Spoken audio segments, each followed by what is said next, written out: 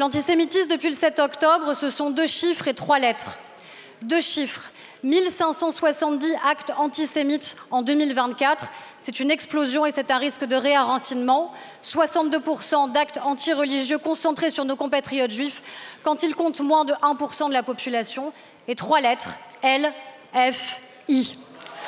Samedi dernier, le rabbin d'Orléans a été agressé en pleine rue, sous les yeux de son enfant, du seul fait qu'il était juif. Et je lui réitère tout mon soutien ainsi qu'à sa famille. Cet acte odieux intervient alors que les actes antisémites explosent, ainsi que les violences à caractère raciste ou antireligieux. La lutte contre l'antisémitisme est un sujet trop sérieux pour faire l'objet d'instrumentalisation politique. Et la désignation d'un bouc émissaire et les discours haineux n'y changeront rien.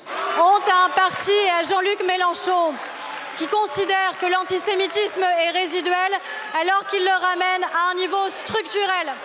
Résiduel, l'antisémitisme dans notre pays, résiduel quand on consacre l'intégralité d'une campagne électorale à déverser sa haine d'Israël et à placer des cibles dans le dos de nos compatriotes juifs. Résiduel, l'antisémitisme, quand on choisit l'iconographie des années 30 pour ériger des affiches. Résiduel, l'antisémitisme, quand on chasse les femmes juives de manifestations pour l'égalité et les droits des femmes.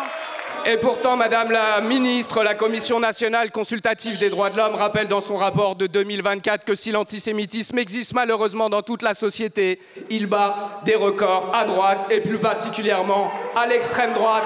Et votre réponse n'est pas à la hauteur de la situation. Quand on est républicain et quand on est universaliste, on combat dans le même mouvement l'antisémitisme et le racisme. On n'oppose pas le racisme à l'antisémitisme et on regarde des 2 côtés d'où qu'ils viennent. Dénoncer les alliances, dénoncer l'antisémitisme partout où il existe. Ne placez plus des cibles